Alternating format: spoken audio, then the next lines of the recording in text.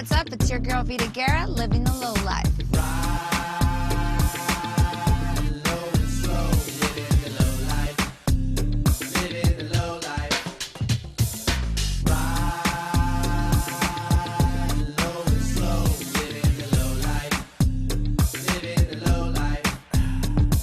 Today on Livin' the Low Life, Vita sees what it takes to dress up cars that demand the most cool and rare accessories on the road today.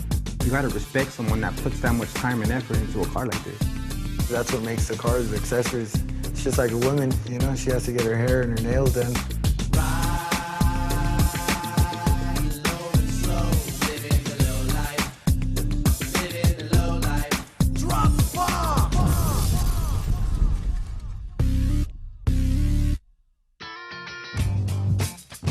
Okay, so here's the deal. Without the right accessories, it just isn't a lowrider.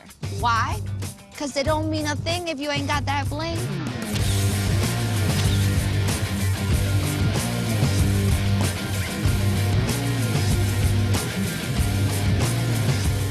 Lowriders come in many shapes and sizes. There's cruisers that are low and slow, there's hoppers, and we can't forget radical hoppers. There are old bombs and rides right out of the showroom. There's primered works in progress and perfect works of art on display in a museum. But no matter what you're driving, you have got to accessorize that lowrider.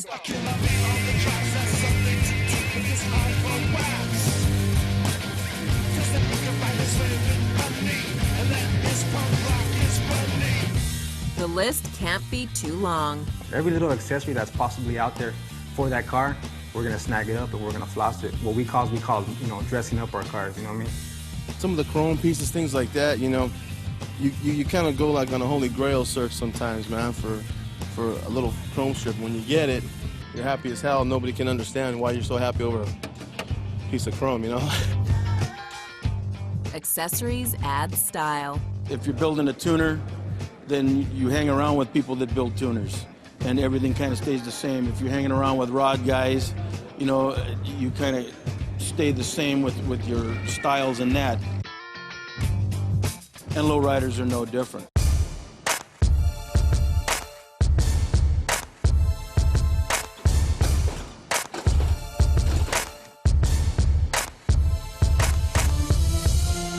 Some see it as a trip to the beauty parlor.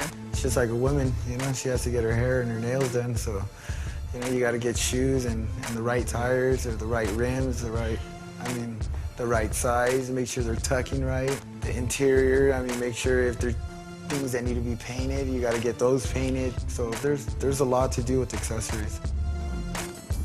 If you spend that much money into a vehicle, you got to go out there and show everybody so they can either see what you're doing, keep the movement alive. Form and function. This concept holds true, especially if you're a bomber. For the most part, you know, you want that visor on it, that front visor to give it that low look, you know, like almost like, you know, like you're mad dogging. You know, you're driving down the street and you got that visor all low. You got the skirts on it, makes the car look lower. I can't even explain the feeling that you have when you drive behind a car like that. You feel like all eyes on you. You got the oldies playing in the background. You got everybody giving you thumbs up. It's like, damn, check them out. You got to respect someone that puts that much time and effort into a car like this. Some of it's their heritage they like to put in there, and some of it is just purely show. You know, back in the 80s, when guys were doing motorcycles in the Bay Area, where I come from, in Northern California, they started doing gold plating on the engine pieces and engraving. That was real popular. Now, if you saw one today, it's obsolete and it's, you know, it's old style and everybody laughs at it. But it's just a style, you know. Styles come and styles go. Basically, there's one simple rule. The more accessories, the better. It's, you know, you just go through the checklist and you say, I got this, I got that. It's nice to be different and have a little bit more than the other guy, and that's why they add accessories.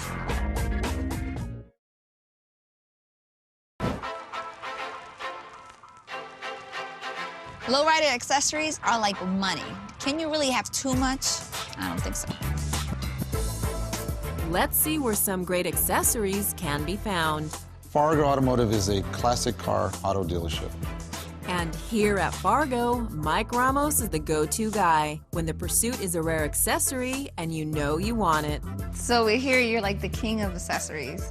I've been around for a while. Yeah, but I hear you find original pieces in their boxes and... I travel all over the world, vintage swamp meets, nationwide, locally, Pomona, there with a flashlight in the morning looking for goodies and stuff on the internet. And a lot of times, pretty much, you'd be surprised in backyards as you're driving around. You just see it, have money in your pocket. So see, in somebody's backyard, you might find a treasure. You just never know. When you're building a car, you want the original piece versus the reproduction. In some cases, you have to take the reproduction. This is a 42 Fleet Line, unrestored, 52,000 miles. It's the first year of the Fleet Line, two-door, and it's accessorized, fog lights, flying lady hood ornament. It's got the wingtips, year manufacturer plates, and the original Felix the Cat. And this is a fender guide, which is known as kind of like a curb filler. It's got the PEC advisor, And the A, I know what that means. What does that mean? That means that only on the day that A gas was getting out, on certain days, right? The A's and the B's. Ah, you did your homework. Gas, yeah. Good girl. Wow, this interior looks really pretty. Unrestored. Unrestored, Original. and it's beautiful. It's got the wood grain dash. It's got all the accessories. This is one of the most accessorized from the factory. I believe 52 accessories from the factory. Tons of stuff, a lot of cigarette stuff. Cigarettes was a thing back then. Everybody smoked. So there's cigarette dispensers that automatically roll the cigarette for you. There's dispensers that hold the cigarette for you. It's got the compass, it's got the pipe holder, the tissue box. These handles for Chevrolet were plastic because of the war year. They only produced this car for a short time. And the war came, so from 42 to 46, there was no cars made. All they were making was tanks and what have you. Gear shift holder for the coins. See the coins on the end of the gear shift right there? Oh, okay. For the toll roads. It's got the hat holder above you. And it's even got a shaver in the box right there, in the GM box, if I wanted to shave. Traffic viewer, for when you have this visor, you can't see the street lights. See a little prism? This thing? Right. The lights suspend you up. Oh, so you can see it. It magnifies, you can see when the light changes. There you go. This is making me sad. Yeah.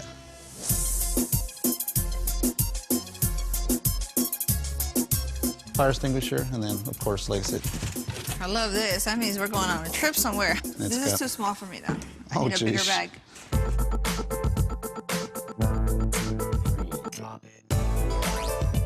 The classic rides here at Mike's aren't just cool, they're also time capsules. And as it is with perfectly preserved lowrider bombs, they're filled with knowledge. They remind us that cars reflect a society and that history is important. And then you see the stars. This is plastic from the war. It's got 48 stars on this flag. These are known as license toppers. 48 stars? Right. Before, come on. What, Hawaii or Puerto Rico? No. Let's get to the point. Mike has more to show us later, but now we're meeting a guy who can personalize your lowrider. Meet Hernan Daloya, one highly sought-after engraver. Lowriding is it's not a sport, it's a lifestyle. And in that lifestyle, you'll find many beautifully engraved car parts. Custom engraving comes from the art of gun engraving, knife engraving, sword engraving. As far as lowriders are concerned, the artwork has gone from very little engraving on vehicles to nowadays where you have a lot of engraving on cars. Hernan is famous in the lowriding community, and it's easy to see why. He can make any piece of metal into a work of art. Today we're going to be working on a pressure plate. Pressure plates are what go in the back of the hydraulics. We're going to start doing an outline carve. This is done with a little air chisel. So many hits per minute with a foot pedal. As you can see, you get one chance to get it right. And now that is the outline on the aluminum pressure plate.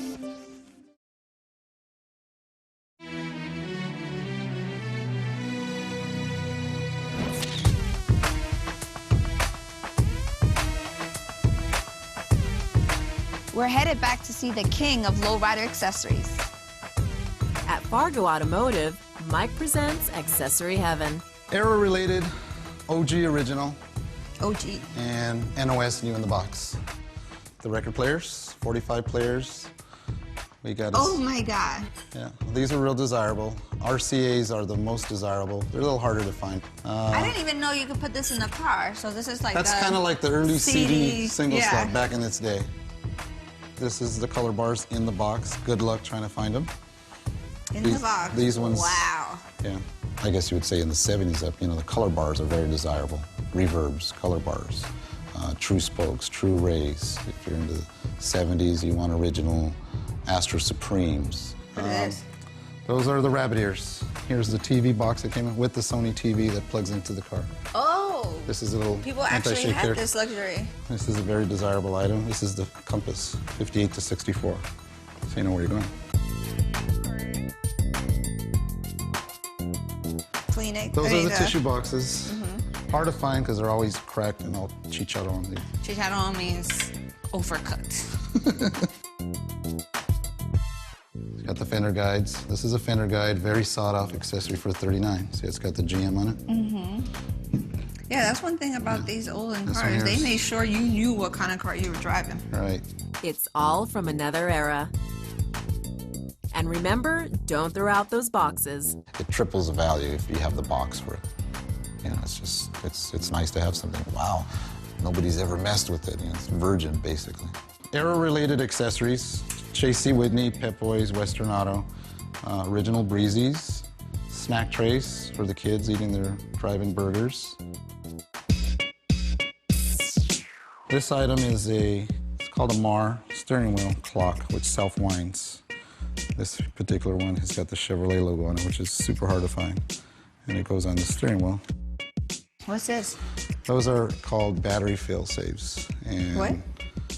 instead of putting water in your battery, you fill these with water, and gravity feeds down, so there's always water in your battery. It's a little accessory that went on top of the battery. See right here? I didn't know you put water in your battery. Yeah. Super rare power steering script that goes in the trunk.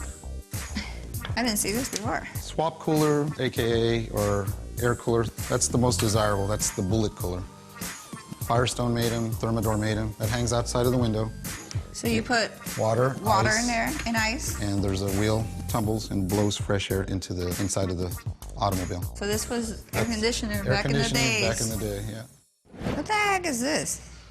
Hit the yellow button. Is this all the accessories, or is there a lot more and you just didn't have room? No, there's a lot more. Reproduction's okay, but then there's the purists that gotta have that diamond, versus the Repo Zirconia. These are the Zirconias. Why are you gonna, You wanna women see- love diamonds? You wanna see some diamonds? Let's go. Let's go. Back at Hernan's, he engraves as he tells us how all this began. I myself got into lowriding. I'm buying the magazines at 12 years old. It just astonished me how a car could go up and down, and just the noise that, it just, to me, was beautiful. And as it's been with more than a few artists in the world of lowriding, it started out with wheels that were thinner, lighter, and fewer in number. Back in 94, 95, I built a lowrider bike called Argentinian Pride, being that I am from Argentina. And I got into the art of engraving. Then afterwards, I did a bomb called Pura Vida, which was the lowrider bomb of the year in '02. Tricky thing to do in the engraving is also, you gotta remember, once you carve, there's no going back. So if you mess up, it's all new part. Hernan's a passionate artist. You gotta love what you do. I love the cars, the work that everybody puts into it, the craftsmanship, and just family and friends. That's what it's all about.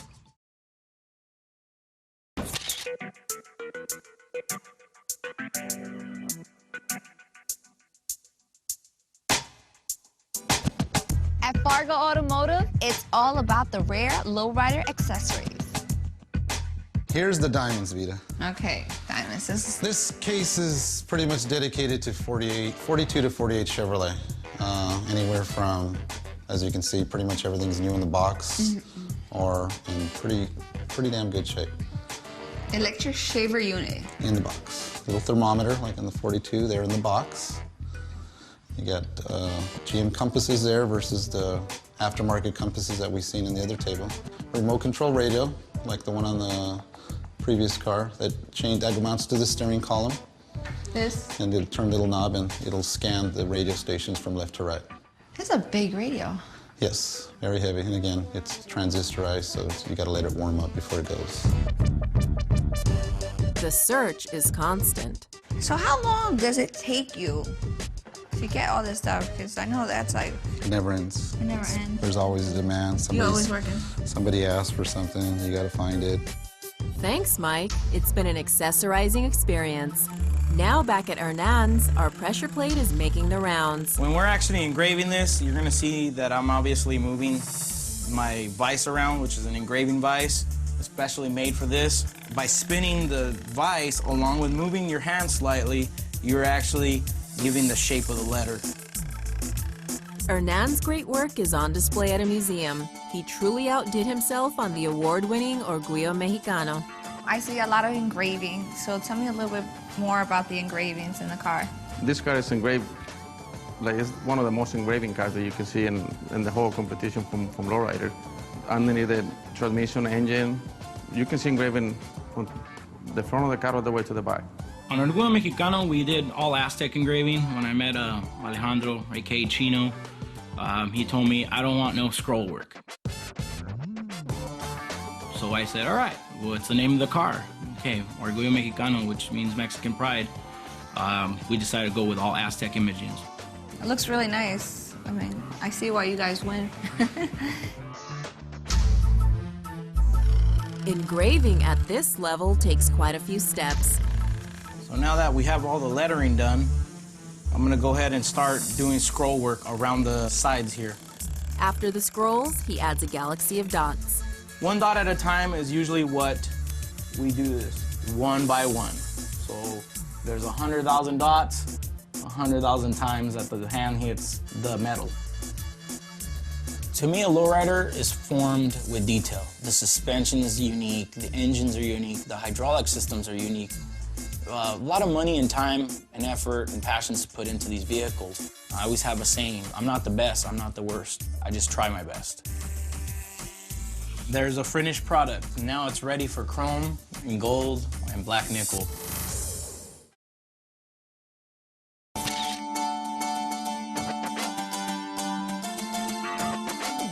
Lowrider accessories say a lot about your car, and they say a lot about you. It's to what that person's into, you know what I mean? You'll get that one guy that, you know, just wants to go all out on his car, you know what I mean? And that's fine. At Jagster Engineering, Joel Garcia makes some heavy names. We make car club plaques, basically for all through the country and for the world. The lowrider car club plaque, lowrider the pendants, emblems for the knockoffs, keychains. The plaque is basically the heart of the lowrider. It represents where you're from, who you hang out with, your club, and basically a car without a plaque is basically just another car. It's just amazing how we have technology nowadays. We have like state-of-the-art stuff that we produce, you know, stuff for airplanes, machine shops and stuff, but we still continue to make these plaques. Today, new tools shape this art. Before, they used to make the patterns and for the molds, for the plaques, but I guess that people are getting away from that using laser cut. It's a highly personal process. The customer gives me a design, if they have a design or not. If not, I send them patterns. I have a pages full of plaques. They could pick and choose different lettering, different banner types. Other than that, you know, if you can draw, we could make it. A lot of guys, they like the old English writing, all through the country, all through the world. Once he agrees and is happy with the design that we created for him, what we do is that we scan it, and then we have to make it into a wireframe. And after the wireframe, they're into a series of codes. From this process, I gotta shoot it over to another processor to create the G codes and M codes, machine language, which the machine is able to generate and cut it.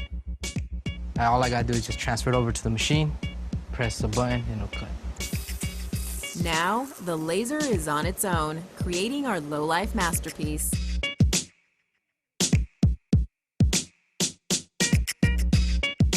It's technology serving up identity. Just gotta send out to get chrome, and here's a plaque for your lowrider, Vita. Thanks, Joe. And remember, lowriders gotta have options and ornaments. See you next time. Peace.